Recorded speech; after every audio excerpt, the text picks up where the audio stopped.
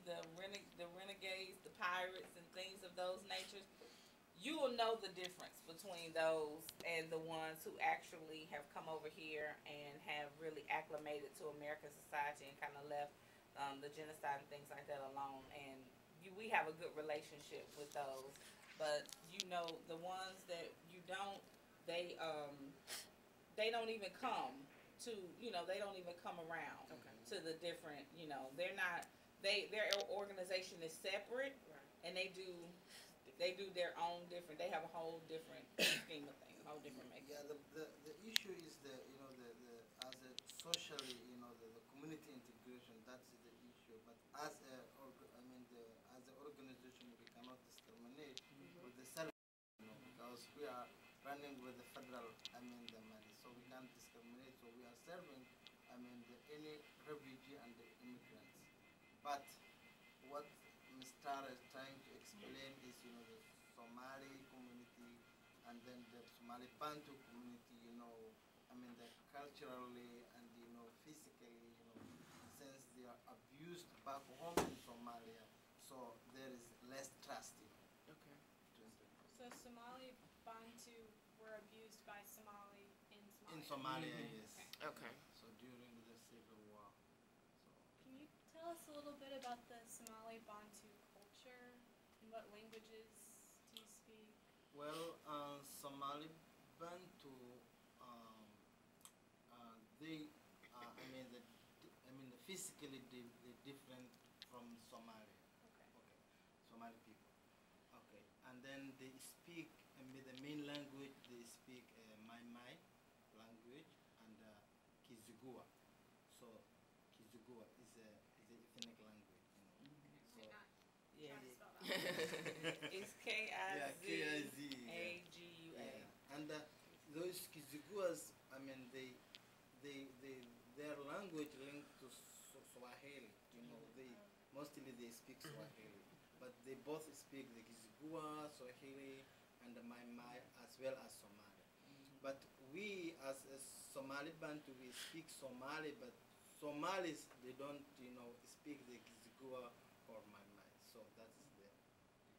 And most Somali Bantus communicate via Mai, right? Yeah. And Mai is not a written language. Okay. So when we are working with ESL and trying to teach them, it's hard to do it because it's not a written, it's only verbal. Okay. And a lot of them, and they're really a small community, a village of individuals. So education was not something that was, really big with them. So teaching them is actually like teaching your 3-year-old, your 2 or 3-year-old, you have to start from the bottom. So we actually had developed a pre-literate ESL course to actually focus on getting them the skills. In educationally, 85% of the Somali Bantus, did not participate going to the schools. The 60 or 50, let me say the 45% of my generation went to school in Kenya. That is how. In the camps? Yeah, in the camps. Yeah. Okay. So that is the issue. So, y'all do a lot of great things for, the greater Houston area. Do y'all collaborate with different organizations or other people that help Somalians or Somalian Bantus? We collaborate with the Houston Housing Authority. Okay. That's a big collaboration for us. We also collaborate with Catholic Charities, the Multi-Ethnic Community Center, the Bhutanese Association of America. We do the Alliance Multicultural, who actually is on the top floor of this building. We do some work with Interfaith Ministries. We HCC. We pretty much deal. We are a member of the state refugee. We go to state refugee meeting, and there is a whole lot of different organizations and governmental assistance, organizations there that if we need assistance with them, we can meet with them and use them. But we also cooperate with the apartment complexes. Oh, yeah. Because one is our people. We have the people need to get the housing, then we refer to them, so that's also, the kind of collaboration we have with them. Los Arcos and We did Forum Park one Forum time. Park Yeah. and Bestwood. So do you ever do anything with Pear? Because I know they go to Los Arcos. But I know Pear they're- just moved in the building Oh, okay. like earlier this year, and we really haven't formed the collaboration with them. But we know that they do a lot of the same, you know, have the same services and do a lot of the same things. And sometimes, they have Somali, the youth, and then Mhm. they ask us, to integrate into Somali. Mhm. That's also what we do Okay. with them, with the players. Yeah. So how many people would you guys do you have like on your caseload, or how many do you serve currently? We this year alone we've served probably almost maybe 300 or 400 individuals, because we do case management. We have ESL classes on 2 housing authority properties.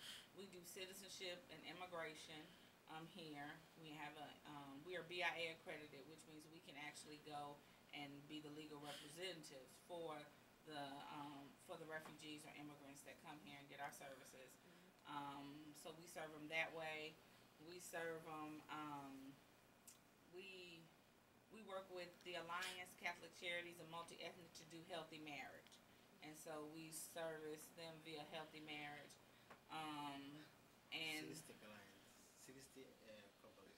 yeah, we did 60 couples this year, and what they do is they go through the premarital and they go through the marriage classes, and if they're not married, then they get a certificate that pays for their marriage license. And if so, then if they are married, then we give them the gift card, and we That's for the gas, to yeah, attend for the gas classes. to attend the class.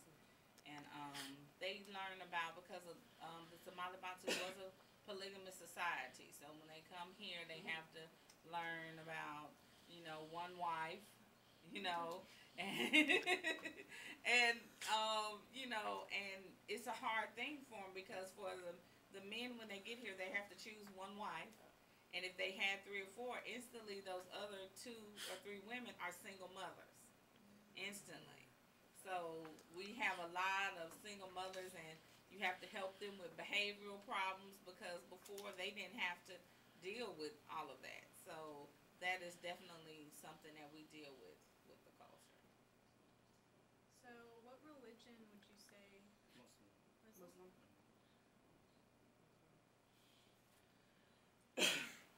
Well, I had a question. I know we spoke briefly about it as far as the refugee camps. What was life on the refugee camps like?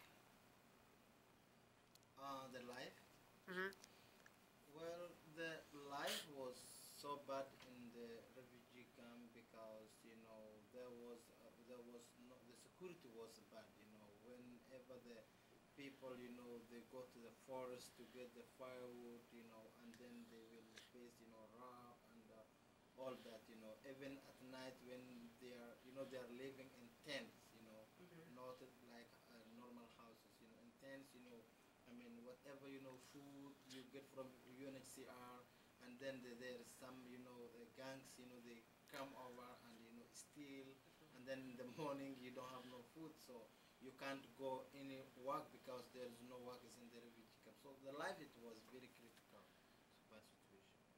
Okay. And you came over in 2003. I came 2004, but that 2004. 2004. I mean, the Somali Bantu started coming early 2003. Okay. The people come, the different. Some of them came 2004, some of them 2005, some of them 2007, 2008. So that's how. So they're still coming. No. No. They stopped 2007.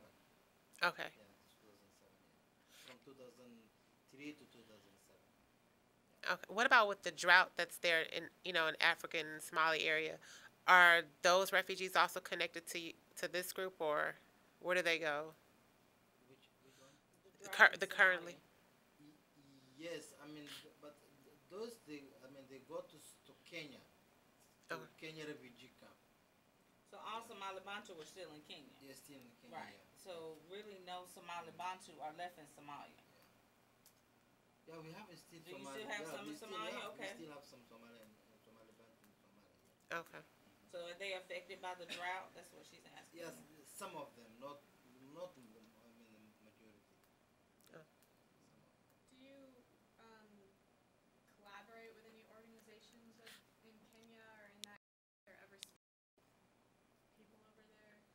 Right now, no, but our plan is, to collaborate with the national Okay. in Kenya. Yes, so that is, the vision we have right now.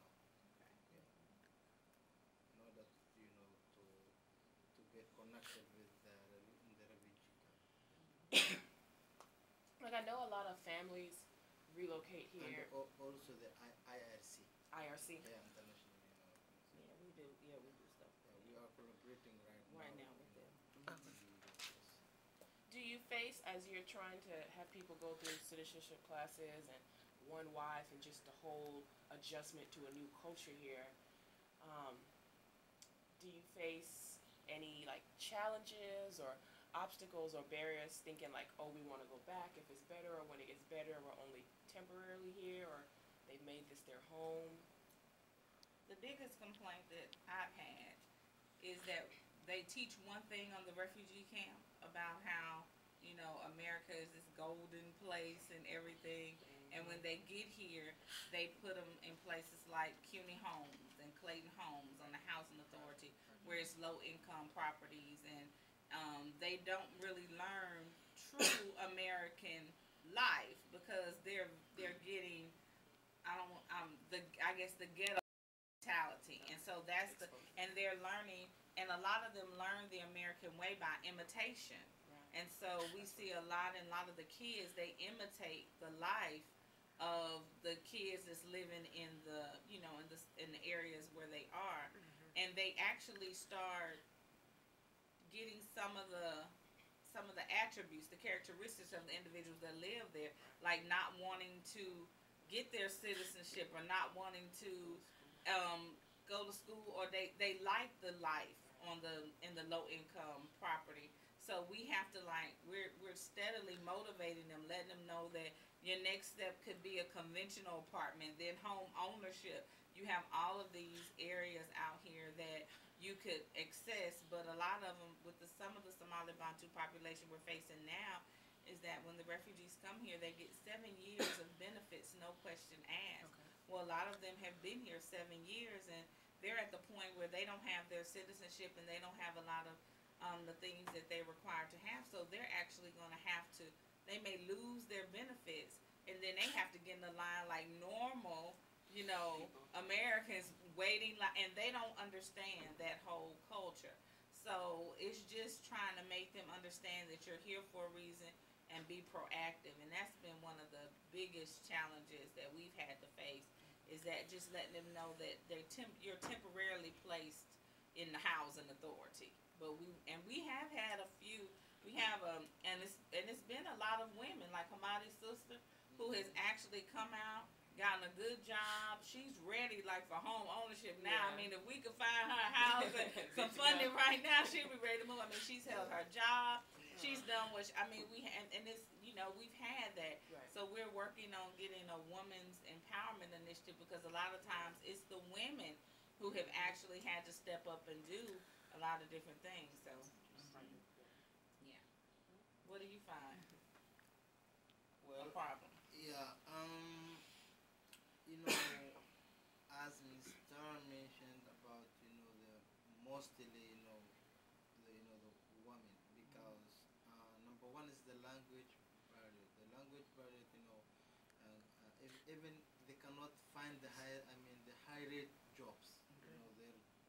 The job only they can find is only the level entry, like dishwashing and assembly. So that is the, which cannot, even if they are not living in the public housing, the outside rent, cannot afford, to pay. So that's why, mostly they end up to go to the, the public housing.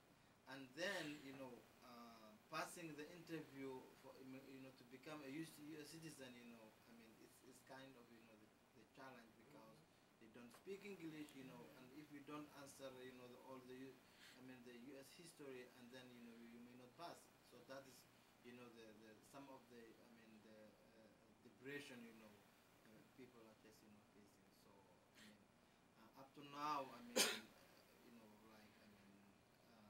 few people get their citizenship, like five or four, but majority of the people, we're still working with them, but it's very challenging, very hard, for them to get, and it's kind of, depression. You mentioned 7 years benefits, no question asked. What do those benefits include? Public housing, TANF, food stamps. They get, Medicare, Medicaid. I mean, they come over here and that's like their packet. Right. They can come and the government is gonna take care of them. And in that time, you have to you get your green card, and then what is it, like a 5-year waiting period before you can apply for citizenship? After 5 years. After 5 years, you can apply for citizenship.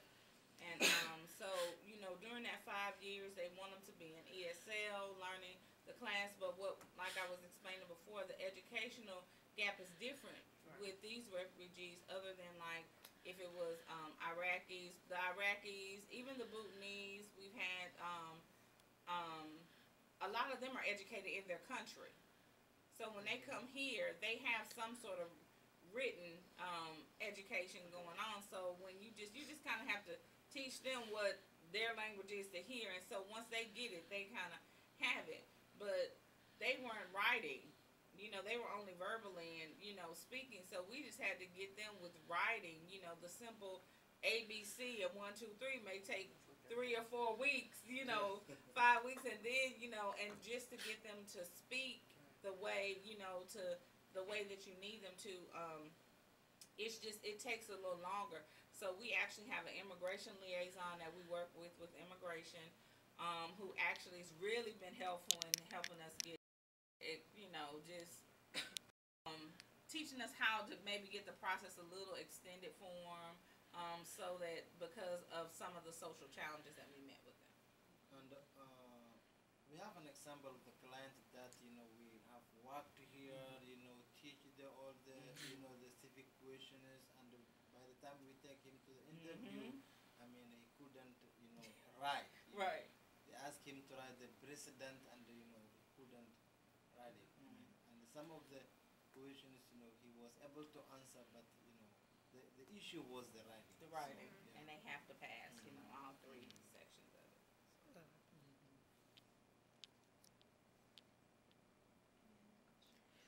How long have you been involved with the organization, or how did you come to kind of fit in and your work with refugees and things like that? I came in as a contract grant writer. Oh, really? Okay.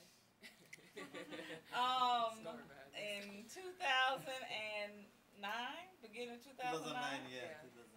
Because they're immigration liaison and I work together at neighborhood centers. Okay. And she knew they needed funding and they didn't have a whole bunch of money. And so I do a lot of volunteering, a little pro bono here and there.